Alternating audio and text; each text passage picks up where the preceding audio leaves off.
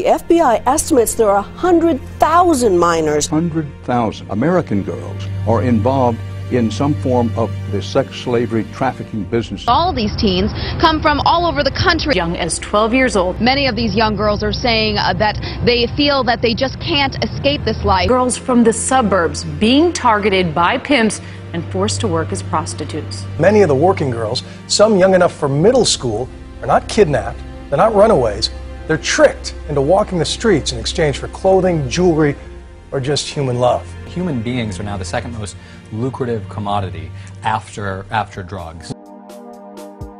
Years ago, my brother was a highly recruited high school football player, and I went with him on a visit to a major university.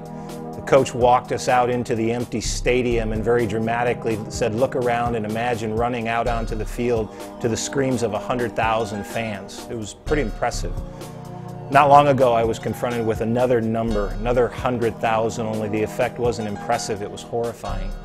You see, I learned that every year in America, more than 100,000 kids, American kids, are on the market, the sex market, available to be bought and sold.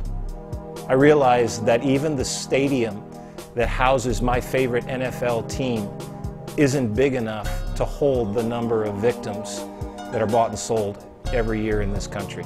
We're talking about human trafficking. It sounds real clinical, but all it really means is men forcing little children by force, fraud, or coercion into selling themselves for sex. Little children. Imagine a 14-year-old girl being bought and sold 5 times a day, 5 nights a week, 50 weeks a year. We're talking about the rape of a child more than 1,000 times in the course of a year. Now, if you figure there's 100,000 of those, do the math. As a father of 3 daughters, as a coach who's trained and worked with hundreds of other daughters, I can't imagine sitting by and doing nothing. Can you? If I look at how many youth I serve, you know, SARC, the Sexual Assault Resource Center, has served about 200 girls in the last year, under the age of 18, right here in our own community. But what we know is for every girl that we identify, she can easily rattle off like 6 more girls that she has worked with, been sexually exploited with, that we don't know anything about. And so I imagine that whatever numbers we've projected, while mind-blowing, are actually small in comparison to what's really happening. As men, we share some collective guilt for at least tolerating the culture that makes these kids vulnerable to being victimized, but we don't have to be paralyzed by that guilt. We can work to redeem the situation as men. The bottom line is that this is a supply and demand issue. Men are demanding kids for sex, and other men are supplying those kids for sex. So the way I see it, ending demand is a man's job. I think of like one example. I met her in the emergency room.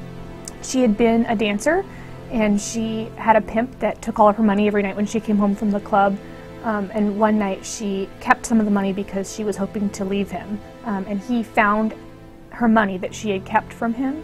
And so he threw her out of a moving car. Some people called 911 and they took her into the emergency room where the ER staff found that she had sustained a lot of injuries, having recently just been gang raped. And so in the last 24 hours of her life, she'd been thrown from a moving vehicle, gang raped by multiple men, was running for her life from this pimp. And if you had seen her at the club that same day, you would never have necessarily known that. You would have seen a girl with a smile slapped on her face, going through the motions and trying to act sexy for a bunch of men who are going to give her a couple bucks and treat her like, you know, an object.